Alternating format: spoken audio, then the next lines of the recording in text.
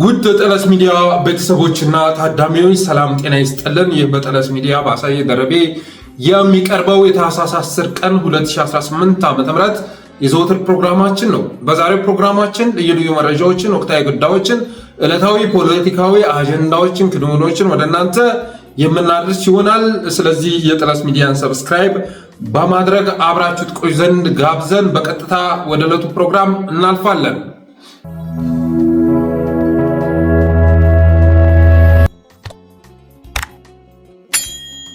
ከአንድ ቀን በፊት የጠለስ ሚዲያን ያን ዓመት ከ6 ወር ጉዞ በማስታወስ አስተያየታችሁን እንድትሰጡን ጠይቀን ነበር። እንግዲህ አንድ ዓመት ከ6 ወር አካባቢ ሆነን በጠለስ ሚዲያና በመረጃ ቴሌቪዥን ስርጭታችንን ፕሮግራማችንን ማስተላለፍ ከጀመርን እና በእነዚህ ጊዜያት የተሰማችሁ ስሜት ምንድን ነው? ይስተካከል የምትሉት ይቀጥል የምትሉት አስተያየት ካላችሁ ስጡን ባልን መሰረት አብዛኞቻችሁ አስተያየቶቻችሁን ሰጥታችሁናል። ለዚያም ያለንን ምስጋና መግለጽ እንወዳለን። የአብዛኞቻችሁ አስተያየት ሲጨመቅ እስካሁኑ ይቀጥል የሚል ነው። እስካሁኑ ለትግሉ ጠቃሚ ስለሆነ ይቀጥል የሚል አስተያየት ነው የሰጣችሁን። እንግዲህ መጀመሪያ አካባቢ ሁሉንም ለማቻቻል ጥረት ሲደረግ ነበር። ሁሉም ወደ መስመሩ እንዲገባ በተለይ በፋኖ ትግል ውስጥ የተሰማሩ ኃይሎች ወደ መስመሩ እንዲገቡና አንድነታቸውን አጠናክረው በጋራ እንዲንቀሳቀሱ ለማድረግ ጥረት ተሞክሮ ነበር። ሚዲያም ላይ የተለየ ጽንፍ ይዘው ሲጓዙ የነበሩ ወገኖች መስመር አይጠቅምም፣ ተው የክሽፈት መስመር ስለሆነ ወደ ትክክለኛው መስመር ነው ቶሎ እከሌን ተከትሎ ለመጓዝ መሞከር ክሽፈት ካልሆነ በስተቀር የሚያመጣው ስኬት የለም። ስለዚህ ተስተካከሉ እያል በቅንነት አስተያየታችን ስንሰጥ ነበር። መጨረሻ ላይ ግን የገባን ነገር የፋኖን ትግል ለማጓተት አንዳንዱም ወደ ኋላ ለመመለስ አንዳንዱ ደግሞ ባለበት ለመክታት አቅዶ አስቦ ወደ ትግል የገባ ኃይል መኖሩን ተረዳን። ከዚያም ጊዜ አንስቶ እነዚህን ኃይሎች በማጋለጥና በመጋፈጥ የአቅማችንን ስናበረክት ነበር። ያንንም በማድረጋችን ብዙ ዋጋ ከፍለናል። እውነት ለመናገር ማለት ሲደግፉ የነበሩ ሲያበረታቱ የነበሩ ወገኖች፣ በሶሻል ሚዲያ በተለያዩ አማራጮች ሲከተሉን የነበሩ ወገኖች አኩርፈው ተለይተዋል። ሆኖም ግን ከትግሉ የሚበልጥ የለም። ዋና እኛም እዚህ ቦታ የተገኘንለት ህዝባችንም ዋጋ እየከፈለለት ያለ ትግል አለ። ከዛ የሚበልጥ የለም። ለግል ተጠቃሚነት ለሚዲያ ተደራሽነት ብለን በችልታ የምናልፈው ጉዳይ መኖር የለበትም በማለት ግልጹን ስንናገር ነበር። ስለዚህ በዛ አካሄዳችን የተቀየሙ አሉ፣ እንደ ከፋፋይነት የሚመለከቱ አሉ። በፍጹም መከፋፈል ማለት አንድ የሆነን ኃይል ወደ ሁለት እንዲመጣ ማድረግ ማለት ነው። መከፋፈል ማለት ሁለት የሆነን ኃይል ግን ከሁለቱ መካከል አንዱ በተሳሳተ መስመር ውስጥ ያለው መተቸት፣ ይሄ መከፋፈል አይደለም። ከዛ መስመር ውጣና ወደ ትክክለኛው መስመር ምጣ የሚል መልእክት ነው። ለዚያም ነው አሁን ላይ አንዳንድ ጓዶች ለምሳሌ አፋር ጋር ሲንቀሳቀሱ የነበሩ ከአፋባህ ጋር አብረው ለመስራት መነጋገር መሰባሰብ ጀምረዋል። እነዚህ ኃይሎች ላይ ቅንጣት ታክል አስተያየት አንሰጥም። ወደ ትክክለኛ መስመር እየመጣ ያለ ኃይል እንደውም ከዛ በፊት ያቀረብነው ትችት በስሱ ሊከነክነን ይችላል አይደለም እና ተጨማሪ ትችት ልንሰነዝር ይቅርና ማለት ነው። ስለዚህ ያንን አካሄዳችንን ተረድታችሁ ዓላማውን ተረድታችሁ በቅንነት ስለተቀበላችሁን ያለንን ምስጋና መግለጽ እንወዳለን። ስለሰጣችሁን አስተያየትም እናመሰግናለን ማለት እንወዳለን።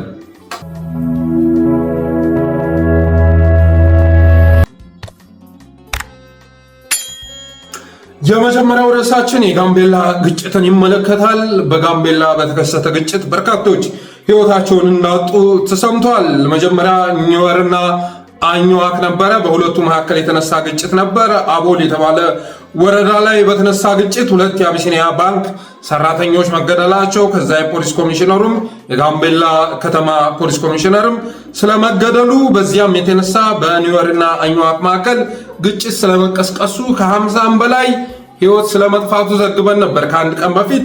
ትናንትና መሰረት ሚዲያ ከመቶ በላይ የጋምቤላ ወገኖች ሕይወታቸው ማለፉን ዘግቧል።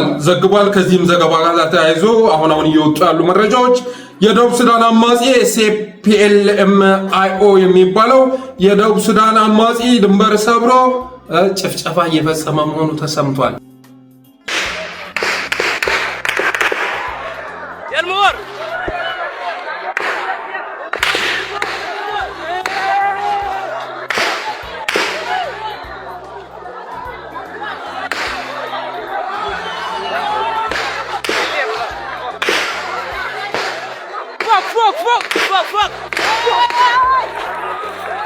ባለፈው በቪዲዮም ጭምር ወጥቶ የነበረው ማለት ነው ድንበር አልፎ ሲገባ የሚያሳይ ቪዲዮ ወጥቶ ነበር። ለብልጽግናዎች ለሆዶች ግን ይሄ ምንም ማለት አይደለም። ኦህዴድ የመጨረሻ ለዚህ ዘመን የማይመጥን ኋላ ቀር አገዛዝ መሆኑን የምትረዳው ለሰው ልጅ ህይወት ያለውን አመለካከት፣ ለአገራት ሉዓላዊነት ያለውን አመለካከት ስትገነዘብ ነው። ዳር ድንበር ሉዓላዊነት፣ የሰው ልጅ ህይወት ምናምን የሚለው ጉዳይ ለኦህዴድ ምንም ነው። ዜና ለመሆን እንኳን አይበቃም። በነገራችን ላይ በጋምቤላ በተነሳው ግጭት የደቡብ ሱዳን አማጺም በተቀላቀለበት ግጭት ከ261 በላይ ዜጎች ህይወታቸውን ማጣታቸውን የደረሰ መረጃ ያመለክታል። ባለፈው 50 አካባቢ ከ50 በላይ ዜጎች ህይወታቸውን አጥተዋል ብለን ስንዘግብ ከትናንት ወዳ ማለት ነው አንዳንዶቹ መረጃውን የተቀበሉት በጥርጣሬ ነበር። ትናንት መሰረት ሚዲያ አረጋግጦታል ከ100 በላይ መገደላቸውን። ዛሬ ለጠለስ ሚዲያ የደረሰው መረጃ አስከሬናቸው የተነሳ ብቻ ከ261 በላይ ዜጎች መድረሳቸውን የመረጃ ምንጮቻችን ገልጸዋል። ከዚህ ጋር በተያያዘ ዛሬ እናት ፓርቲ አንድ መግለጫ አውጥቷል። የጋምቤላው ተደጋጋሚ ቀውስ ውስጣዊና ስር ሰደድ ችግሮች ይቀረፉ፣ ውጫዊ እጆች ይሰብሰቡ ይላል። እናት ፓርቲ በወቅታዊ ጉዳይ ላይ በሰጠው የአቋም መግለጫ በጋምቤላ ክልል ከሰሞኑ በተፈጠረ ችግር ከፍተኛ የክልሉ ባለስልጣንን ጨምሮ በርካታ ንጹሐን የግድያ ሰለባ ሆነዋል። ችግሩ የዋለ ያደረ እንደተዳፈነ እሳት ውስጡን ሲጤስ የነበረ ብሎም በጊዜው በእርቅና ንግግር ብሎም በህግ አግባብ መፍታት ባለመቻሉ እንደ ሰነፍረኛ ከሩቅ የመመለስ አዋዚያችን ያመረቀዘ ፖለቲካዊና ኢኮኖሚያዊ ጥያቄ የተላበሰው ነው። እጆችንም ከውጭ ጭምር የጋበዘ አሳዛኝ ክስተት ነው። ውጭ ኃይሎች ተሳትፈውበታል። በነበረው ልብ ሰባሪ ክስተት ህጻናት፣ ሴቶችና አዛውንቶች የጭፍጨፋው ከፍተኛ ሰለባ ሆነዋል። ከፍተኛ የንብረት ዘረፋና ውድመትም ደርሷል። በደረሰ መረጃ አስከሬን እስከዛሬው ዕለት ተነስቶ አላለቀም፣ ቁጥሩም በውል አይታወቅም ይላል እናት ፓርቲ። ድንበሩ ክፍት ነው። የተወሰኑ የክልሉ ቀበሌዎችም በደቡብ ሱዳን ኃይሎች ቁጥጥር ስር ይገኛሉ። እንዲህ ያሉ የውስጥ ሽኩቻዎች ሲኖሩ ነገሩን ለማፋፋም እንደ ድል ይጠቀሙበታል እንጂ ማህበረሰቡ እኮ ተዋዶና ተዋልዶ ከዚህና ከዚያ ነው ብለህ ልትለየው ሁሉ አትችልም ይላሉ የአካባቢው ነዋሪዎች። ፓርቲያችን ሂደቱን በቅርበትና በጥንቃቄ ይከታተለዋል። አሁንም የክልሉና የፌዴራል መንግስት ከጊዜያዊና ጭሱን የማጥፋት አይነት የድረስ ስራ ወጥተው ለሁሉም የቅድሚያ ሰጥተው እልቂቱን እንዲያስቆሙ ከሁሉም የቅድሚያ ሰጥተው እልቂቱን እንዲያስቆሙ በማህበረሰብ መካከል ዘላቂ እርቅ እንዲፈጠር ፍትሃዊ ተጠቃሚነት፣ ኢኮኖሚያዊና ፖለቲካዊ ጥያቄዎችን ጨክኖ ወደ መመለስ ፊታቸውን እንዲያዞሩ ብሎም ክፍት የሆነውን ድንበር ወደ ማስከበርና አባባሽ ምክንያቶች ወደ መቀነስ ላይ አበክረው እንዲሰሩ እናሳስባለን።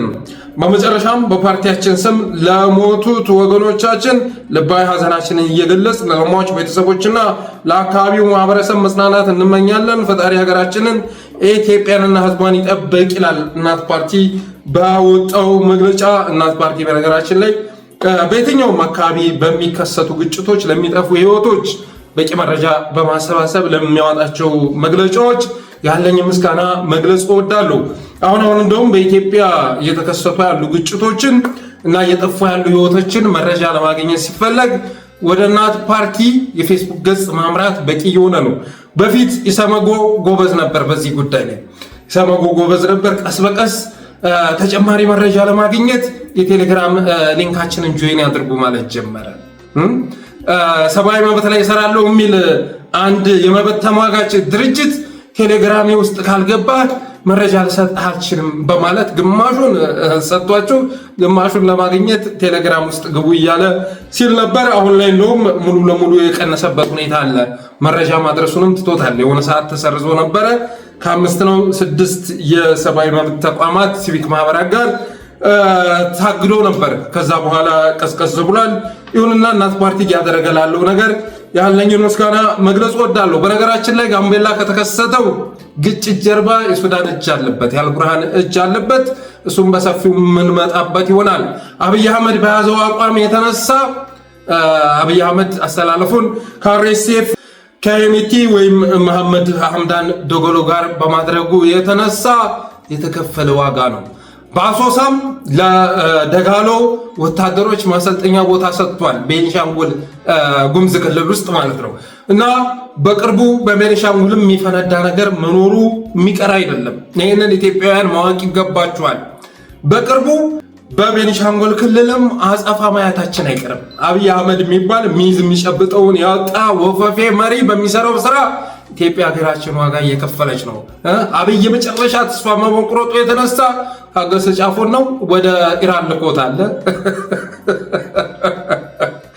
አይ ኦህዴድ አይ በደድና ፓርቲ አስባችሁታል? ኢራንን አጋር ስታደርጉ በዚህ ወቅት ላይ ከምዕራቡ ዓለም ከምኑ ተገፍቶ ከጎረቤት ሀገር ጋር ተጣልቶ ተጠፍቶ የተጣለ በመሆኑ የተነሳ ኦህዴዳዊ አገዛዝ ህዝብ ራሱ የነቀው ህዝብ የተጠየፈው ፓርቲ በመሆኑ የተነሳ አሰላለፉን እና ኢራን ጋር ማድረጉን አጠናክሮ ቀጥሏል። ስለዚህ አሁን በጋምቤላ የተከሰተው ክስተት ጀርባ ሱዳን አሉበት። ደቡብ ሱዳን አይደለም፣ ሱዳን ጀነራል አልቡርሃን አለበት። በተመሳሳይ መልኩ በቤኒሻንጉልም በቅርቡ ሌላ አጸፋ መከሰቱ የሚቀር አይደለም። በተረፈ ግን በዚህ ግጭት ውስጥ ህይወታቸውን ላጡ ወገኖች ጽድቅን ለቤተሰቦቻቸው ለወገኖቻቸው መጽናናትን እመኛለሁ።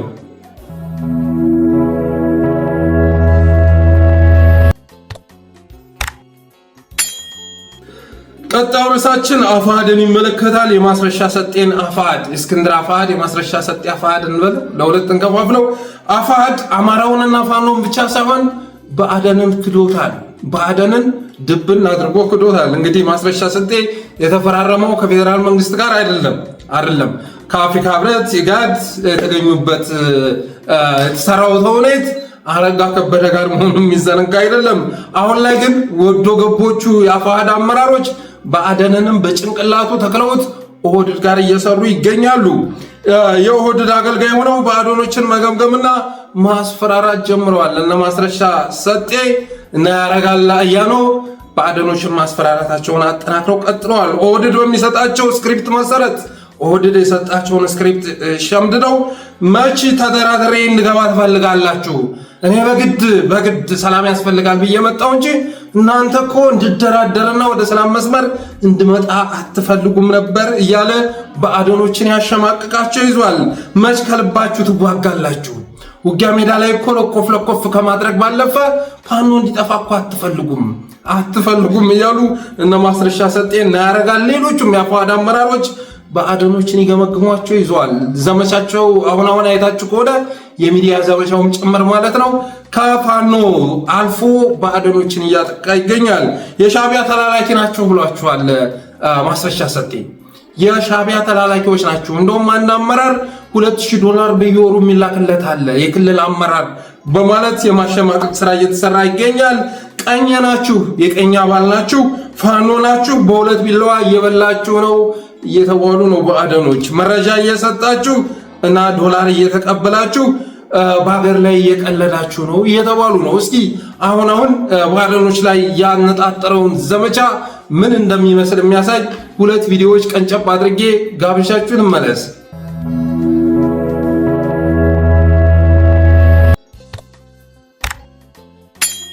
እንደ ምዕራብ ጎጃም ሀገረ ስብከት የሃይማኖት አባቶች ሀገረ ስብከት ትላልቅ አመራሮች አይዟችሁ በርቱ ብላችሁናል፣ ደግፋችሁናል።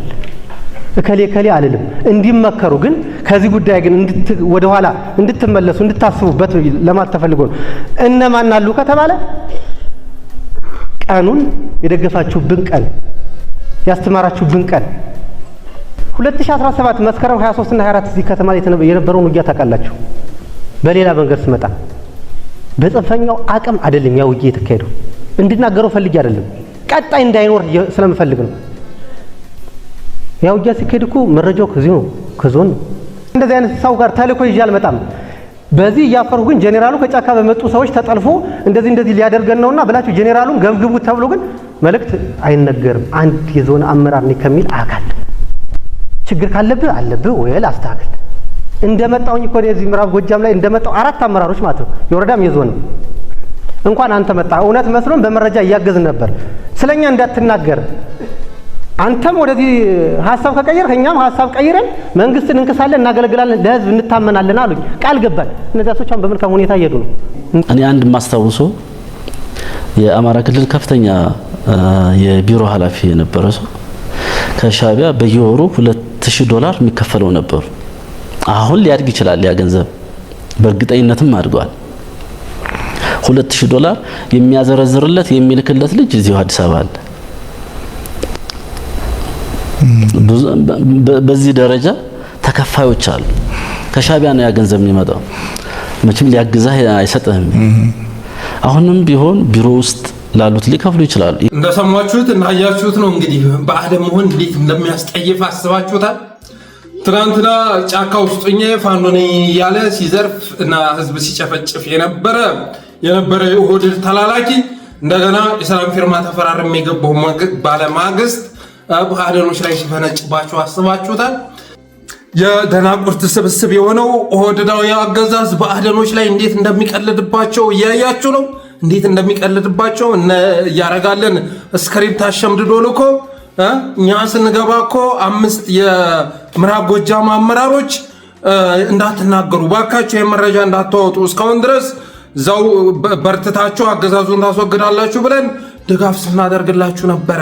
እኛም የተሳሳተ መስመር ውስጥ ፋኖ መሆኑን የተረዳ ነው ልክ እንደናንተ ነው እና ሚስጥር ያዙልን ብለውን ሚስጥሩን ይዘን ተቀምጠናል ይላል ያረጋል። በተመሳሳይ መልኩ ደግሞ ማስረሻ ሰጤ የክልል አመራር ከሻቢያ $2000 በየወሩ የሚላክለት አለን ይማቀው ይህንንም ብር የሚያደርሰው አዲስ አበባ ያለ ጓደኛዬ ነው በማለት ይናገራል። ይሄ የሆነ ያለው ለምንድን ነው? በአደኖች ላይ ወደገቦቹ አፋሃዶች ዘመቻ የከፈቱባቸው ስለምንድን ነው? በአደኖች ታርጌት የተደረጉት ለምንድን ነው በሚለው ጉዳይ ላይ አንዳንድ አስተያየት ሲሰጥ፣ አንደኛ የጥምረቱ አካል ይሆናሉ ተብሎ ተጠርጥሯል። አሁን ላይ በአማጽያን መካከል ትብብር እየተፈጠረ ነው። በነገራችን ላይ ማለት ነው ኦህዴድን የመጨረሻ መቀመቅ ውስጥ የሚያስገቡ ነገሮች እየተጠነሰሱ ነው። አንዳቸውም ፍጻሜ ላይ አልደረሱም እንጂ በጣም ብዙ ቦታ ላይ ብዙ ንግግሮች፣ ብዙ አይነት አደረጃጀቶች እየተሰሩ ይገኛሉ። ስለዚህ የዛ አደረጃጀት አካል ይሆናሉ ተብሎ በአደኖች ተጠርጥረዋል። ለምሳሌ ያህል በፋኖና በትግራይ ኃይሎች መካከል፣ በኤርትራ ኃይሎች መካከል መግባባት ከተከሰተ፣ አንድነት ጥምረት ከተከሰተ በአደን አሰላለፉን ከነዚህ ኃይሎች ጋር ያደርጋል የሚል ስጋት አለው ኦህዴድ። ምክንያቱም ከቀድሞ ጌቶቹ ጋር ሲያወዳድር ኦህዴዶች የመጨረሻ እንኩትኳቾች መሆናቸውን ይረዳሉ፣ አቅም አልባዎች መሆናቸውን ይረዳሉ። ስለዚህ በአደን ይሄንን ስለሚያውቅ የቀድሞ ጌቶቹ የሚመጡ መሆናቸውን ካረጋገጠ አሰላለፉን ከነዛ ጋር አድርጎ ሊበላን ስለሚችል እናሸማቀው ነው። አንደኛ ዓላማ ይሄ ነው። ሁለተኛው ፋኖን ማጥፋት ያልተቻለው በአደን ቁርጠኝነት ስለሌለው ነው፣ ተነሳሽነት ኮሚትመንት ስለሌለው ነው ተብሎ በመታሰቡ የተነሳ ነው። ፋኖ የሚጠፋ አይደል ነበር። ይሁንና ግን የክልሉ አመራር መረጃ በመስጠት እና ልዩ ልዩ ድጋፎችን በማድረግ ሎጂስቲክ በማቅረብ እየተባበረው ስለሆነ ነው ፋኖ ያልጠፋው የሚል ስጋት ስላላቸው በእነዚህ በአፋሃዶች በኩል የማሸማቀቅ ስራ የመፈረጅ ስራ እየሰሩ ነው። ሶስተኛው በደንብ እየወደሙና እየጨፈጨፉ አይደሉም በምሎ በመታመኑ ነው። በአደኖች ክልላቸውን ህዝባቸውን በደንብ እያወደሙ አይደለም፣ በደንብ እየጨፈጨፉ አይደለም፣ ህይወት እያጠፉ አይደለም፣ ንብረት እያወደሙ አይደለም ተብሎ በኦህዴድ ዘንድ በመገምገሙ የተነሳ አስተንግጦ ጃስ ብሎ እንደገና ወደ ጥፋት ማስገባት ስለታሰበ ነው። ሌላኛው የተናቁና የተዋረዱ ቦርጫም ሮቦቶች በመሆናቸው የተነሳ ነው። በአደኖች በኦህዴዶች ዘንድ በጣም የተናቁ የተዋረዱ የተጠሉ ሮቦቶች በመሆናቸው የተነሳ ነው። ሆድ እንጂ አይምሮ የላቸውም ተብሎ በመታመኑ የተነሳ ነው። የማያምፁ፣ የማይቆጡ፣ የማይግባቡ፣ እርስ በርስ የማይግባቡ፣ የማይጠይቁ፣ የማይማረሩ፣ የራሳቸው ስሜትና ህልም የሌላቸው ሮቦቶች፣ አሻንጉሊቶች ናቸው የሚል ድምዳሜ ላይ ኦህዴድ በመድረሱ የተነሳ ነው። የፈለገ አይነት የሚዲያ ዘመቻ ቢከፍትባቸው፣ የፈለገ አይነት ኮንስፓይሬሲ ቢጠነስስባቸው እንደ ሰው የማያስቡ፣ እንደ ሰው አጸፋ የማይሰጡ፣ እንደ ሰው የማይቆጡ፣ እንደ ሰው የማይከፉ ጉዛን ናቸው ተብሎ በመታመኑ የተነሳ እነ ማስረሻ ሰጤ እንኳ ያሸማቅቋቸው ይዘዋል። እና አብዱ ሁሴንን ያህል ተላላኪ፣ እና ረጋ ከበደን ያህል ተላላኪ፣ እናገኘው ተሻገርን የመሳሰሉ አይነት የባዕድን ተላላኪዎችን ማሸማቀቅ ጀምረዋል። እና የሆነበት ምክንያት የማያምፁ፣ የማይቆጡ፣ የማይግባቡ፣ በጎጥ የተከፋፈሉ። በነገራችን ላይ በአደን ውስጥ ጀግና የማይፈጠረው ጎጃም ላይ ለምሳሌ አሁን የሆነ የኦህዴድ አካሄድ ያልተመቸው አንድ አመራር ባካቸው የነገር መስተካከል አለበት ብሎ ከተናገረ ጎንደር ላይ ያለው ወይ ሞሎ ላይ ያለ ሪከርድ አድርጎ ወይ በጽሁፍ ይዞ ሄዶ ለበላይ አካል እንደሚያስረክብ ያውቃል። ስለዚህ በአደን ውስጥ ጀግና አይፈጠርም። አንደኛው ሌላኛውን ይሰልለዋል፣ አንደኛው ሌላኛውን ይጠልፈዋል። ከዛ እርስ በርስ እየተጠላለፉ የበላይ አካል ስልጣን ላይ እንዲቀመጥና የነሱ ስልጣን እድገት እንዲመጣ የሚፈልጉ በመሆናቸው የተነሳ ከመካከላቸው ጀግና ሊፈጠር አይችልም። ስለዚህ ኦህዴድም ይሄን ተረድቶ የማያምፁ፣ የማይቆጡ፣ የማይግባቡ፣ የማይጠይቁ፣ የማይማረሩ የራሳቸው ስሜትና ህልም የሌላቸው ጉዛኖች መሆናቸውን ስለተረዳ ነው እንደዚህ አይነት ዘመቻ እንደዚህ አይነት ፍረጃ ያስከፈተባቸው። ሌላው የብአዴን ፍጻሜ ተጠቅሞ በመጣል የሚጠናቀቅ ስለሆነ ነው። የየትኛውም ብአዴን ፍጻሜ መጨረሻ ላይ ተሽቀንጥሮ በካልቾ ተጠልዞ ማባረር ነው።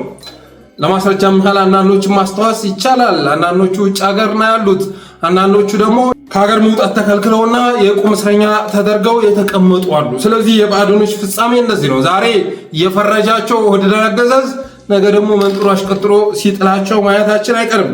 በተረፈ ትናንትና መሐመድ ተሰማና አብዱ ሁሴን ደቡብ ሜጫ ገርጨጭ ላይ ለጥቂት ማምለጣቸው ተሰምቷል። ለጥቂት እና መሐመድ ተሰማና አብዱ ሁሴንም ገርጨጭ ላይ ባጭር ሊቀሩ የነበረው ብአዴን መረጃ አሳልፎ በመስጠቱ የተነሳ ነው ተብሎ ተገምግሟል። ብአዴን መረጃ በመስጠቱ የተነሳ ደቡብ ሜጫ ገርጨጭ ላይ አብዱ ሁሴንና መሐመድ ተሰማ ረግፎ ቀርተው ነበር ተብሎ መገምገሙን እንደዚሁ ለጠለስ ሚዲያ የደረሰው መረጃ ያመለክታል። በነገራችን ላይ ኦህዴድ አሉኝ ከሚላቸው የብልጽግና አመራሮች መካከል ዋነኛው አብዱ ሁሴን ነው። ነው። ሁለተኛው ዘላለም መንግስቴ ነው። ሶስተኛው አህመድ መሐመድ ዶክተር አህመድ መሐመድ ሶስተኛው ነው። ዋነኛ አመራሮች ማለት ነው። ብአዴንን ለመሰለል በብአዴን ስም ሰርገ የገቡ ኦህዴዶች ናቸው። በማንነት ደረጃም አማራዎች አይደሉም። ስለዚህ አብዱ ሁሴንና መሐመድ ተሰማም ደቡብ ሜጫ ገርጨጭ ላይ ወድቀው ሊቀሩ የነበሩት በብአዴን ጥቆማ መሰረት ነው ተብሎ ተገምግሟል።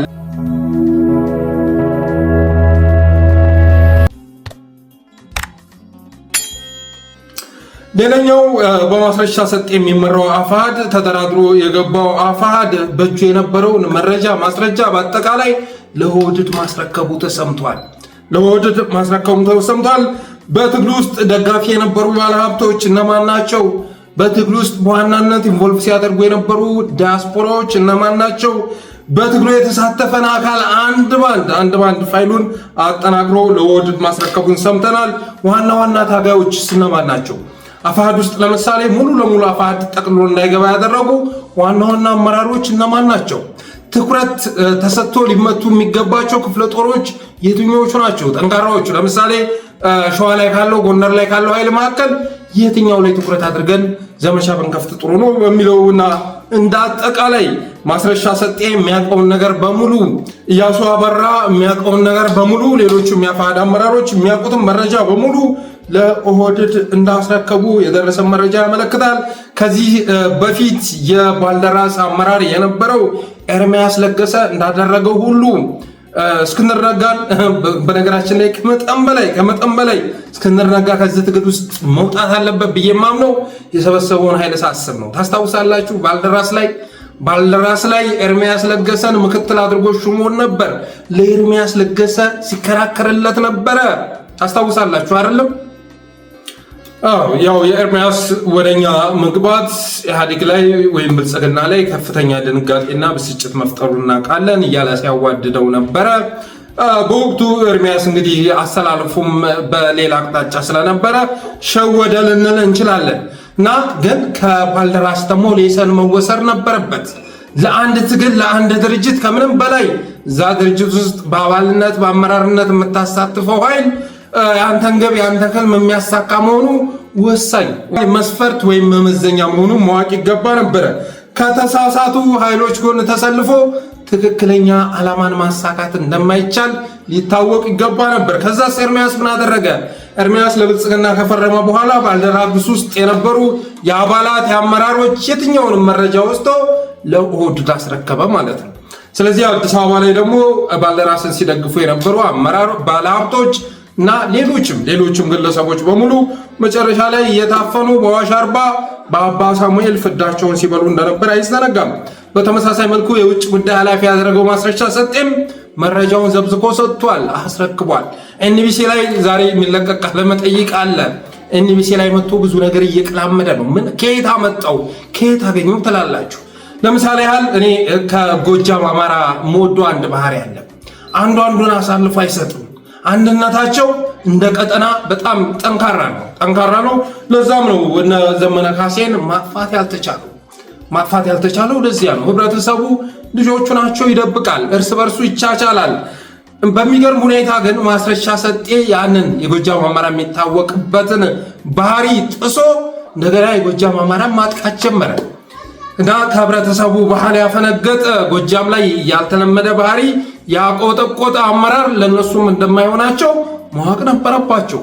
ግን እኔን ሰብሳቢ ብሎ የተቀበለ በሙሉ ንጹህ ነው በሚል አስተሳሰብ ተቀብሎ ያው መጨረሻ ላይ በክህደት እንዲጠናቀቁ ሆኗል።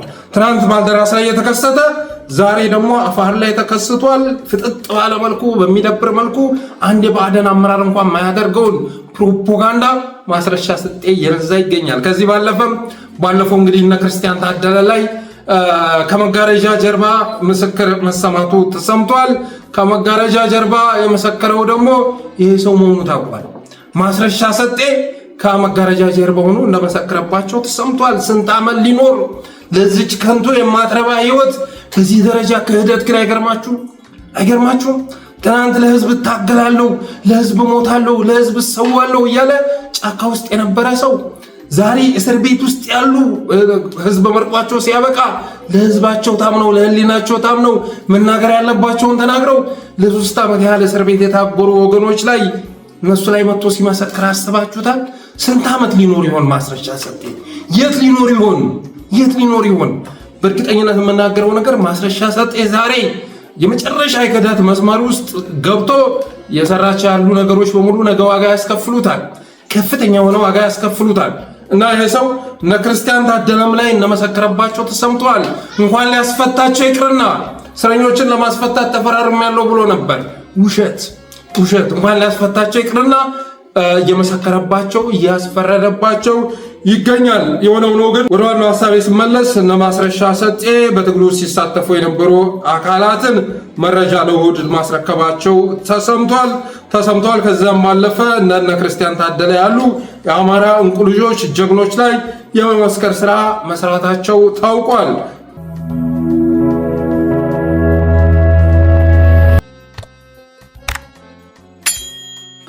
ሌላው በዚህ ጉዳይ ላይ ስንናገር አንዳንድ ኃይሎች በሙሉ አቅማችን ተመልሰናል እያሉ ይገኛሉ። እንደገና እነ እስክንድርን ስብዕና ለመሸጥ እነ እስክንድርን እንደገና ለማስተዋወቅ በአዲስ መልክ ሲመጡ አይተናል። ለጊዜው ስም አንጠቅስም። በቀጣይ ግን ይሄ ዘመቻ ከቀጠለ አጸፋ የምንሰጥ ይሆናል። ማክበር ብቻ ሳይሆን ሌላኛው ማንነትንም ማጋለጥ እንችልበታለን። ከዛ ውጭ ባክግራውንዳችሁ ምናምን የሚል ዝባዝንኪ አይሰራም። ያሳየ ደርቤ ባክግራውንድ በርካታ ዓመታት ኤንጂኦ ላይ የሰራ በርካታ ዓመታት የፌደራል ለዛውም ከፍተኛ በሚባል ደሞዝ የባለሙያ ደሞዝ ሲኒየር ኤክስፐርት ሆኖ የሰራ ከየትኛውም ድርጅት ጋር ተነካክቶ የማያውቅ 4 መጽሐፍ ያሳተመ በነዛ መጽሐፍ ከፍተኛ ተወዳጅነትና ትርፋማነት አግኝቶ የነበረ ከዛ በኋላ ግን በወገኑ ላይ የሚፈጸመው እልቂት ረፍት ነስቶት እንደ ድሮ የኮሜዲ ስራ የኪነ ጥበብ ስራ እንዳይሰራ አድርጎት ሳይወድ በግዱ እዚህ መስመር ውስጥ የተገኘ ነው። ከዚህ ውጭ የምታወራው ነገር የለም። ስላሳየ ባክግራውንድ ላጥና በላይ በቆፈርክ ቁጥር የሚያኮራ ነገር ካልሆነ በስተቀር የሚያሳፍር ነገር ልታገኝ አትችልም። ስለዚህ የሚበጀው ነገር ራሱን ችሎ መጓዝ ነው። የኢትዮጵያኒስት ካምፑ በእስክንድር ነጋ አሁንም ተስፋ አልቆረጠም። እሱን ተጠቅሞ አሁንም ትግሉን የማክሸፍና የማጨናገፍ ዓላማ አለው። ስለዚህ እነሱ በሚልኩት ፍርፋሬ ማንነትን እየሸጡ ፖለቲካ ለመሸቀጥ መሞከር ልክ አይደለም። ተከባብረን ምንጓዝ ነው የሚቻለው። አንድ ነገር መናገር የምፈልገው እኔ ፐርሰናል የሆነ ችግር የለብኝም ከእስክንድር ነጋ ጋር በፍጹም ፐርሰናል የሆነ ችግር የለብኝም። እሱም ላይ መተቸው ደግሞ የሆነ አካል ቲፎዞ ከመሆን አይደለም። ሁላችሁም በዚህ ትግል ውስጥ ስትከታተሉ የነበራችሁ ሁሉ ያያችሁትን ነገር ስላየው ነው ለትግሉ አያስፈልግም ብዬ በማመን የተነሳ ነው። ከዛ ውጭ ግን ለአንድነትም እንቅፋት የሚሆን ጉዳይ አይደለም። ነገ ለምሳሌ አፋብኃ ተቀብሎት እስክንድር ነጋ በሆነ ኃላፊነት ውስጥ ሹመት ቢሰጡትን አልቃወምም። ለምን? እኔ የማውቀውን ያህል እነሱም ያውቁታል። እነሱም ያውቁታል። ስለዚህ እስክንድር ነጋ ለትግሉ ያስፈልጋል ብለው የሆነ ኃላፊነት ሰጥተው አንድነትን መስርተው የሚመጡ ከሆነ ይመቻችሁ ከማለት ውጭ ቅዋሜ የሌለኝ መሆኔን መግለጽ እወዳለሁ።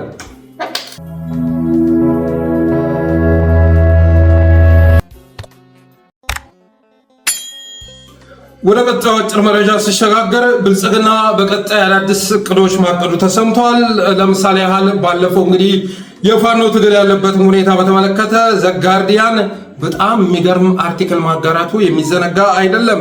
80% የአማራ አካባቢዎች በፋኖ ቁጥጥር ስር እንዳሉ ገልጾ ነበር። ምንም እንኳን በወቅቱ የፋኖ ትግል ሲለኮስ 20 ሺህ ብሎ ቁጥሩም ቢያሳንሰውም ያለውን ተዋጊ ቁጥር 20 ሺህ አድርጎ ቢያሳንሰውም ግን 80% የአማራ አካባቢዎች በፋኖ ቁጥጥር ስር የዋሉ ናቸው ብሎ መዘገቡ በብልጽግና ዘንድ ኃይለኛ የሆነ ህመም ፈጥሯል።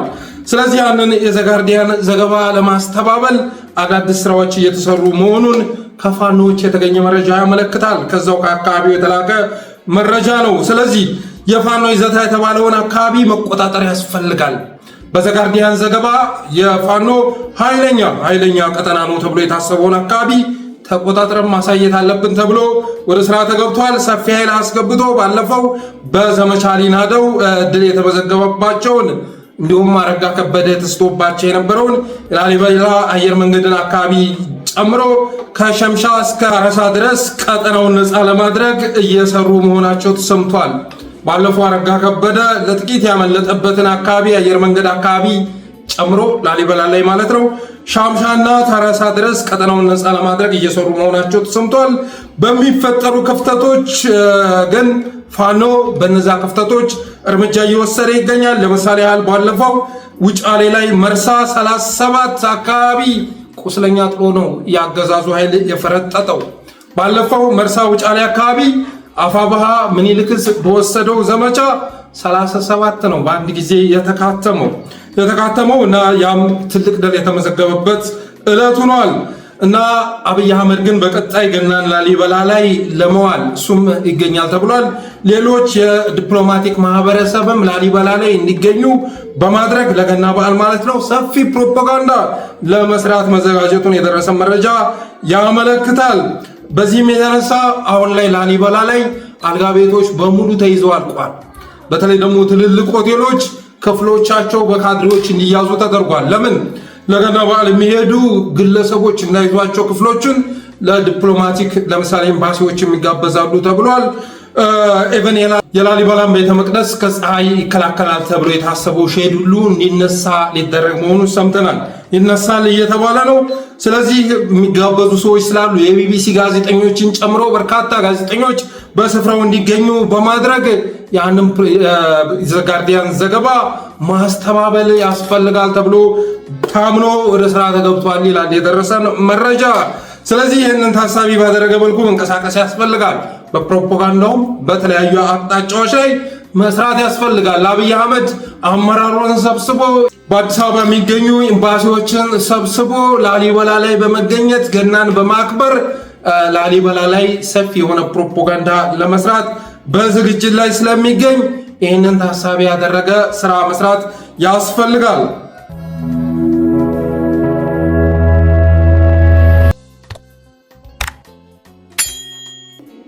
ወደ ሌሎች የግንባር መረጃዎች ሲሸጋገር እስቴ ያደርሰናል። እስቴ መካነ ኢየሱስ አካባቢ ፋኖ ባካሄደው ደፈጣ እስር ቤቱ ተሰብሮ 50 እስረኞች ማምለጣቸው ተሰምቷል። 50 እስረኞች አምልጠዋል።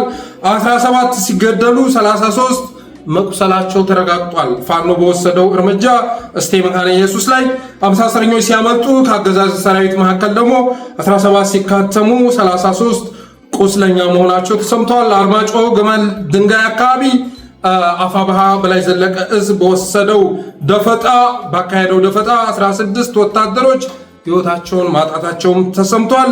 ሐዋስም ላይ እነዚሁ የጨበጣ ውጊያ መካሄዱ ተሰምቷል። እዛው ጎንደር ላይ ሐዋስም ላይ እንደዚሁ የጨበጣ ውጊያ መካሄዱ ተሰምቷል። አማራ ክልል ሰሜን ጎጃም ዞን ጎንጂ ቀለላ ወረዳ 149 የቢሮ ሰራተኞችና 58 መምህራን ተባረዋል ይላል ሌላኛው መረጃ። የፋኖ ደጋፊ ናችሁ ቀኝ ናችሁ በሚል ምክንያት አማራ ክልል ሰሜን ጎጃም ዞን ጎንጂ ቆለላ ወረዳ 149 የቢሮ ሰራተኞችና 58 መምህራኖች ተባረዋል።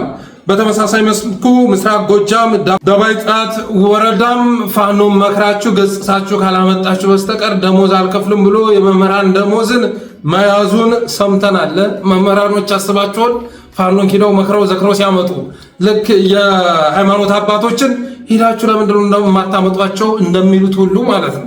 ይሄ የፋኖን ጥያቄ የፋኖን የትግል ምክንያት ካለማወቅ የሚመነጭ ነው። ሰው መምህራኖች ፋኖን ሄዳችሁ ማርካችሁ ካላመጣችሁ በስተቀር አንከፍላችሁም ተብለው ደሞዝ መከልከሉ ተሰምቷል። ሌላው ከነጋቱ 11 ተኩል ጀምሮ ከትናንት ወዳ ማለት ነው በደጀን ከተማ ከ40 በላይ ነጋዴዎች፣ ባለሀብቶች በመከላከያና አድማ ብተና ስለመታፈናቸው ተሰምቷል።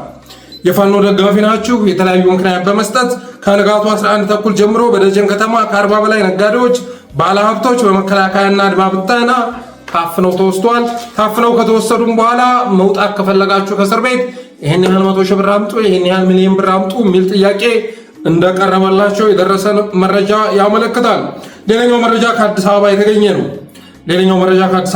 ነው። በአቃቂ ቃሊቲ ክፍለ ከተማ ውስጥ የሚገኙት 13 ወረዳዎች ውስጥ የሚሰሩ የግንባታ ፍቃድ ባለሙያዎች ወይም መሐንዲሶች መንግስት ባወጣው የመመዘኛ ፈተና መሰረት ተፈትነው በማለፋቸው የተነሳ ወደ 20 የሚደርሱ ሰራተኞችን በአቃቂ ቃሊቲ ክፍለ ከተማ ተመድበው እንዲሰሩ ተወስኖ ነበረ።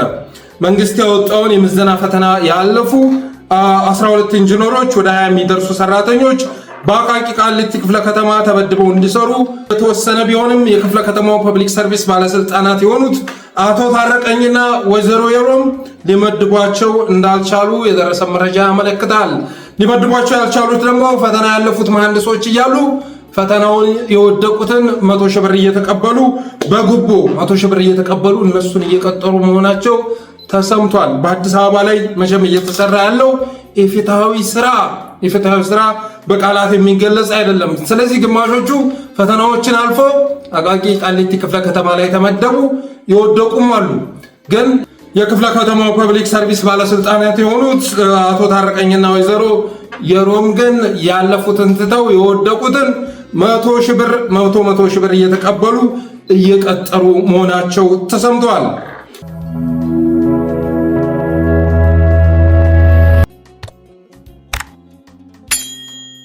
ሌላኛው መረጃ ከኦህዴድ ፈርሴ ቡላዎች መካከል በአንዱ የተነገረ ነው። በኦሮሚያ ክልል የሚገኙ አርሶ አደሮች ከአቅም በላይ በሆነ ግብር እየተበዘበዙ ይገኛሉ ይላል። በጅማ ዞን ሊሙካሳ አካባቢ ያሉ አርሶ አደሮች ግብር ያልከፈሉ እየተደበደቡ ነው። ልጆቻቸው ሚስቶቻቸው ፊት እየተደበደቡ ነው። ከአቅማቸው በላይ የሆነ ግብር ክፈሉ እየተባሉ ነው ይላል አበበ ቶላ። ከግብር ጋር በተያያዘ ነው። በአርሶ አደሮች ላይ የሚጣል ግብርን አስመልክቶ አጫ ቀበሌ ገበሬ ማህበር ይባላል ቦታው። ሊሙካሳ ዞን ውስጥ ነው። ሊሙካሳ ዞን ጅማ አካባቢ ነው። አጫ ቀበሌ ገበሬ ማህበር ይባላል። አርሶ አደር ከአቅሙ በላይ የግብር ጫና እየተደረገበት እንደሆነ እየሰማ ነው። የግብር ጫናው ብቻ አይደለም። በነገራችን ላይ ያንን ግብር አልከፈልክም ተብሎ ልጆቹ ፊት ፓድሪዎች ድብደባ ሲያደርሱበት እየታየ እንደሆነ እየሰማ አንዳንዶቹ ቦታዎች እስከ 170 ሺህ ብር ድረስ ግብር ካልከፈልክ እየተባሉ አንዳንዶቹ ለቀውም እየሄዱ በነገራችን ላይ እየተማራ መኖር አልቻሉ። ይህንን ኦሮሚያ ክልላዊ መንግስት ከልብ ሆኖ ምንድነው እየተፈጠረ ያለው የሚለውን በአግባቡ ጆሮ ሰጥቶ ይስማ። ቆርጣችሁ ላኩልኝ። የመረጃ ትክክል ነው። እንግዲህ ምንም እንኳን ጅማ ዞን ሊሙኮሳ ላይ ብቻ ቢያደርገውም አካባቢው እንዳጠቃላይ ኦሮሚያ ክልል ውስጥ ያሉ አርሶ አደሮች በተለይ ደግሞ በማንነት ኦሮሞ ያልሆኑት ማለት ነው፣ በማንነት አማራ የሆኑት እዚህ አካባቢ ለምሳሌ ጅማ ዞን ላይ ብዙ አማራዎች አሉ። በባለሀብትነት ተሰማርተው በግብርናው ዘርፍ የተሰማሩ ባለሀብቶች አሉ። እነዚህንም አርሶ አደሮች እስከ 170 ሺህ ብር ድረስ ግብር አምጡ ተብለው ተይዘዋል። ያንን ግብር መክፈል ያልቻሉ ደግሞ ከቤተሰቦቻቸው ፊት እየተደበደቡ ነው ይላል አበበ ቶላ ያወጣው መረጃ። እና ገበሬዎችም አካባቢውን ለቀው እየሄዱ መሆኑን ገልጿል። እባካችሁ ይህን መረጃ ቆርጣችሁ አድርሱልኝ ብሏል። ቆርጠን አድርሰናል። ሻንቆ ቆርጠን አድርሰናል። በተረፈ ግን ኦሮሚያ ክልል ውስጥ ያሉ አርሶ አደሮችን በተለይ በማንነት አማራ የሆኑትን በተለያዩ ጫናዎች አካባቢውን ለቀው እንዲወጡ የማድረግ ስራ እየሰሩ ነው። ይሁንና ግን ኢትዮጵያን ማስተዳደር የሚፈልግ አካል እንደዚህ አይነት ስራ እየሰራ መንግስት ሆኖ ሊቀጥል አይችልም። በነገራችን ላይ አዋሽ አካባቢ ለምሳሌ አፋር ክልልም ስትሄዱ በርካታ አማራዎች ነበሩ መስኖ ላይ የሚሰሩ ሽንኩርት የሚያመርቱ፣ ቲማቲም የሚያመርቱ፣ ቃሪያ፣ ጥቅል ጎመን፣ ካሮት፣ ቀይ ስር የመሳሰሉ የሚያመርቱ በርካታ ጀግና የሆኑ የአማራ ገበሬዎች ነበሩ። የሩብ እየተቆናጠሩ ለምሳሌ 2/3ኛውን ለባለ ሀብት ይሰጡና 1/3ኛውን እነሱ ይወስዳሉ። አልምተው አካባቢውን የማይታረሰው መሬት እንዲታረስ አድርገው ካመረቱ በኋላ በሀብት እያንበሻበሹት ነበር፣ ባለመሬቱንም ጭምር። አንዳንዶቹ ደግሞ የኩል እየተቆናጠሩ እንደዚህ አይነት ስራ ሲሰሩ ነበር። የአዲስ አበባ ገበያም አረጋግቶት ነበር። ኑሮ ውድነቱን ያረጋጋውም ከአማራ ክልል ሄደው ኦሮሚያ ክልል ላይ የሚያለሙ የአማራ ገበሬዎች ነበሩ። እነዛን ጠራርጎ ካበረረ በኋላ ኦህዴድ መሬቱን አላለማበትም። ለነበረከት ገበሬዋ ሰጥቶ ነበር። ዛሬ ያሉበትን ሁኔታ የምታውት ነው። እነዛን ሀቀኛ በላባቸው ጥረው ግረው የሚያድሩ እንደውም የአካባቢው ማህበረሰብ ተጠቃሚ የሚያደርጉ የአማራ ገበሬዎች ካባረረ በኋላ መሬቱ ጾመን በማደሩ የተነሳ ዛሬ የአትክልት ዋጋ የማይቀመሱናል። በተመሳሳይ መልኩ አሁንም በሊሙ ኮሳ ጅማ ዞን ያሉ ገበሬዎችን ስታፈናቀላቸው ነገ እንደ አትክልቱ ሁሉ በሰብልም ላይ እንደዚሁ እጥረት መከሰቱ የሚቀር አይደለም። ይሄ ሁሉ ግን ለዚህ አገዛዝ የሚያሳስበው አይደለም። በቅድ በፕሮግራም በፍኖተ ካርታ ኢትዮጵያን እያፈረሰ ያለ ኦሮሚያ የምትባለው ክልል ውስጥ ያሉ ብሔር ብሔረሰቦችን ቀስ በቀስ እያማረረ ማባረር የሚፈልግ ኦሮሚያን መነጠል የሚፈልግ አገዛዝ በመሆኑ የተነሳ ዋነኛ ዓላማውም ይሄ በመሆኑ የተነሳ ሌላው ነገር የማያሳስበው መሆኑ ይታወቃል። በተረፈ እንግዲህ የዛሬው ፕሮግራማችን ይህን ይመስላል። አብራችሁን ስለቆያችሁ እናመሰግናለን። ጠለስ ሚዲያን ሰብስክራይብ ሳታደርጉ እንዳትወጡ በማለት የዛሬው ዝግጅታችንን እንቋጫለን።